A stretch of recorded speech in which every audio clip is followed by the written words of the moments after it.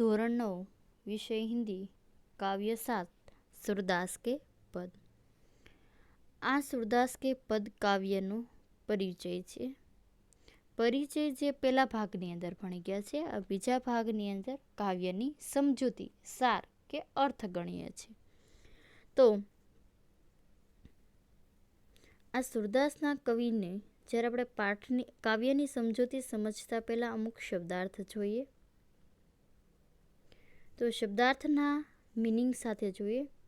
અનતઃ એટલે દૂસરે સ્થાન અથવા તો અન્યત્ર, બીજા સ્થાન પર અથવા તો બીજી પર જગ્યાએ। પંછી પક્ષી, વિહગ, મહાતમ મહાનતા, મહાત્મ્ય, ધ્યાવે ધ્યાન કરે, છાડી છોડ કર, પિયાસો પ્યાસા, દુર્મતિ ખરાબ બુદ્ધિવાલા, કરીલા કંટીલી જાડી, છેરી બકરી, ચારો સુંદર, લોચન આંખ, માદક નશા યુક્ત। તો આ શબ્દાર્થ છે, એ શબ્દાર્થની સાથે આપણે કાવ્યની સમજૂતી જોઈએ।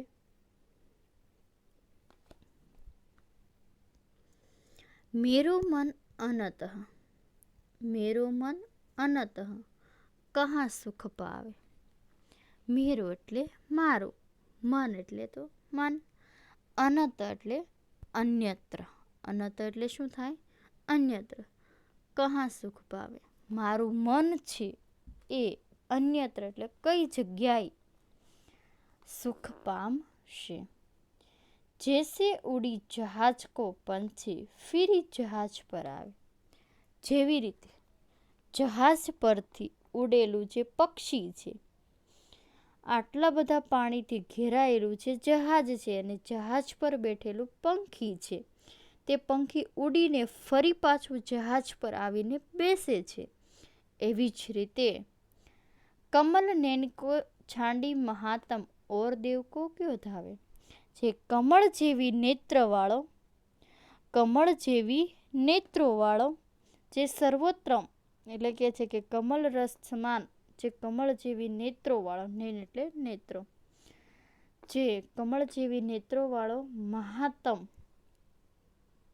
એટલે મહિમા, કમલ ને એટલે કે કમલ કે સમાન નેત્રોવાળો, જે શ્રી કૃષ્ણની મહિમાનો વાત થઈ છે, જે અન્ય દેવી દેવતાઓનું ધ્યાન કઈ રીતે ધરી શકે। પરમ ગંગા કો છાંડી પિયાસો, દુર્મતિ કોણ ખનાવે। પરમ એટલે પવિત્ર, ગંગાનું, છાંડી એટલે છોડી, પવિત્ર ગંગાનું, ગંગાજળ, પ્યાસો એટલે તરસ્યો, પવિત્ર ગંગાનું ગંગાજળ જે તરસ્યો માટો માણસ છોડીએ, દુર્મતિ એટલે કહેવામાં આવે છે મૂર્ખ। દુર્મતિ એટલે શું થાય? મૂર્ખ। કૂપ એટલે શું થાય? કૂવા, કોણ ખોદે? જે મૂર્ખ વ્યક્તિ છે એ જ કૂપો ખનાવે એટલે કે ખુદવાય, ખોદાવે। જેહી મધુકર અંબુશ રસ ચાખ્યો, કયો કરેલ ફલ ભાવે। જે મધુકર એટલે જે ભમરાઓ છે, અંબુજ રસ એટલે કમળ જેવું ફૂલ આવે છે, જેણે ચાખી લીધું છે, કરી લે કે કંટીલા પોધા, કંટીલા પોધા કહેવામાં આવે। તો કે છે કે જે મીઠા ફળ, કમળ જેવા મીઠા ફળો ચાખ્યા છે, એ કરેલ ફળ કે કંટીલા ફળને કઈ રીતે ખાઈ શકે અથવા તો ભાવી શકે। સુરદાસ પ્રભુ કામધેનુ ત્યજી છેરી કોણ દુહાવે। સુરદાસ પ્રભુ કામધેનુ એટલે શું થાય? દેવલોક की જે ગાય હોય છે, જે સબ ઈચ્છાએ પૂરી કર सकती है, જે દેવલોકની જે ગાય છે એ બધી જ ઈચ્છાઓ પૂર્ણ કરી શકે છે, તેને પણ ત્યજી અને છેરી એટલે કે બકરી કોણ દોહવા જશે। કે છે કે જે શ્રી કૃષ્ણની કામધેનુ છોડી અને બકરીને કોણ દોહવા જશે। વિદ્યાર્થી મિત્રો ફરીવાર એક સમજૂતી જોઈશે। મેરો મન અનતઃ, મારું મન અન્યત્ર કહા સુખ પાવે। મારું મન છે અન્યત્ર બીજી કઈ જગ્યાએ સુખ પામશે।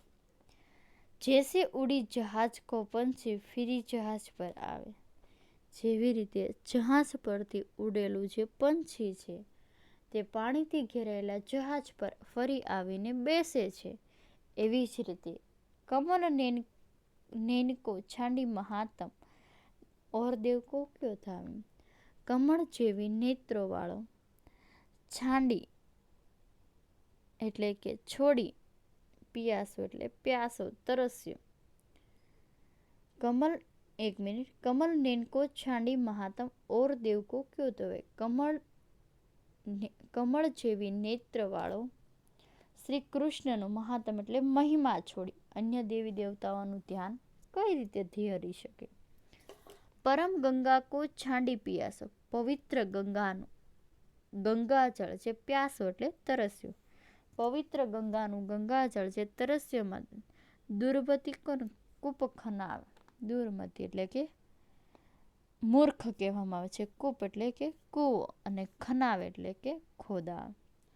જેહી મધુકર અંબુજરસ, જેણે મધુકર અંબુજરસ ચાખેલો છે એ કંટીના ફળ કેમ ભાવે એને. સુરદાસ પ્રભુ કામધેનુ ત્યજી, સુરદાસ પ્રભુ કે છે કામધેનુ એટલે કે છે ગાયની વાત છે, તો જે દેવલોકની છે ગાયના દર્શન છોડી અને છેરી કોણ દુહાવે, પવિત્ર ગાયનું દૂધ છોડી અને બકરી કોણ દુહાવે એટલે કે દોહવા જશે. બીજો ભાગ છે.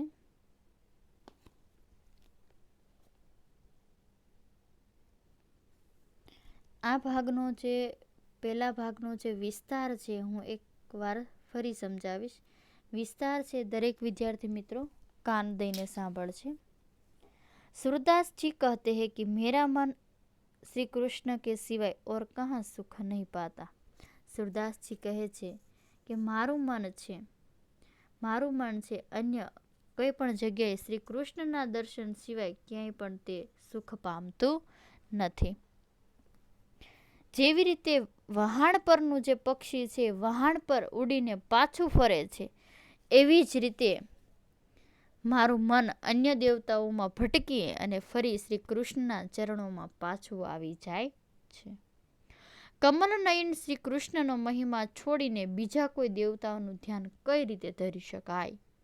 કોઈ તરસ્યો માણસ પવિત્ર ગંગાજળને ત્યજી અને પોતાની તરસ छिपाવવા માટે કૂવો કેમ ખોદાવે, તો તે મૂર્ખ જ કહેવાય ને. પોતાની તરસ छिपाવવા માટે જો કૂવો ખોદાવે તો એ માણસ મૂર્ખ જ કહેવાય. જે ભમરાએ કમળના રસનો સ્વાદ ચાખી લીધો છે તે કેરડીનો સ્વાદ કઈ રીતે અથવા તો કેવી રીતે એને ગમશે. સુરદાસજી કહે છે કે મારા પ્રભુ તો કામધેનુ જેવા છે, એમને છોડીને બકરી કોણ દોવે. ફરીવાર વિદ્યાર્થી મિત્રો ગુજરાતીમાં સમજૂતી જોઈએ. એકવાર હું હિન્દીમાં બોલીશ, એની સાથે ગુજરાતીમાં બોલશું. સુરદાસજી કહે છે, सूरदास जी कहते हैं कि मेरा मन श्री कृष्ण के सिवाय और कहीं सुख नहीं पाता. सूरदास जी કહે છે કે મારું મન શ્રી કૃષ્ણ સિવાય બીજે ક્યાંય સુખ પામતો નથી. जैसे जहाज का पंछी जहाज से उड़कर पुनः जहाज पर ही आता है, उसी तरह मेरा मन अन्य देवताओं के यहाँ से भटक कर फिर श्री कृष्ण के चरणों में लौट आता है. જેવી રીતે વહાણ પરનું પક્ષી છે વહાણ પરથી ઉડીને પાછું જ વહાણ પર આવી જાય છે, એવી જ રીતે મારું મન પણ અન્ય દેવતાઓમાં ભટકીને ફરી શ્રી કૃષ્ણના ચરણોમાં પાછું આવી જાય છે. यदि कोई प्यासा व्यक्ति पवित्र गंगाजल को छोड़कर अपनी प्यास बुझाने के लिए कुआं खुदवाए तो मूर्ख ही कहा जाता है.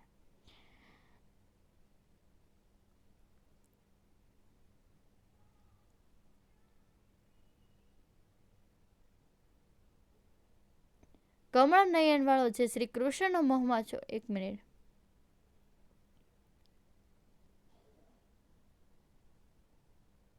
कमल नयन श्री कृष्ण की महिमा को छोड़कर अन्य किसी देवता का ध्यान कैसे धर सकता है. કમલ નયન શ્રી કૃષ્ણનો મહિમા છોડીને બીજા કોઈ દેવી દેવતાઓનું ધ્યાન કઈ રીતે ધરી શકું. કોઈ તરસ્યો માણસ છે એટલે કહેવામાં આવે છે કે યદિ કોઈ પ્યાસા વ્યક્તિ પવિત્ર જલ ગંગા કો पवित्र गंगा जल को छोड़कर अपनी प्यास बुझाने के लिए कुआं खुदवाए तो उसे मूर्ख ही कहा जाएगा। जो कोई तरस्यो माणस હોય તો પવિત્ર ગંગા જળને છોડી અને પોતાની જો તરસ छिपाવવા માટે કૂવો ખોદાવે તો તે મૂર્ખ જ કહેવાય છે। જે ભમરાએ કમળના રસનો સ્વાદ ચાખ્યો છે તો કહેવામાં આવે છે कि जिस भौरे ने कमल के रस का स्वाद चख लिया है उसे करील फल कैसे अच्छा लगेगा।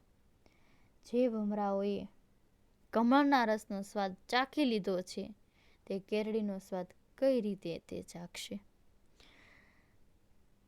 सूरदास जी कहते हैं कि मेरे प्रभु तो कामधेनु के समान है, उन्हें छोड़कर बकरी को कौन दोहेगा। અને સુરદાસજી કહે છે કે મારા પ્રભુ તો કામધેનુ જેવા છે, એમને છોડીને બકરી કોણ દોહવા જશે। તો વિદ્યાર્થી મિત્રો, આપણે ભાગ આ 1ની અંદર આ જે પ્રશ્નોની સાથે સાથે પહેલો ભાગ જોયો છે અને ત્રીજા ભાગની અંદર બીજી સમજૂતી જોઈશું। ધન્યવાદ।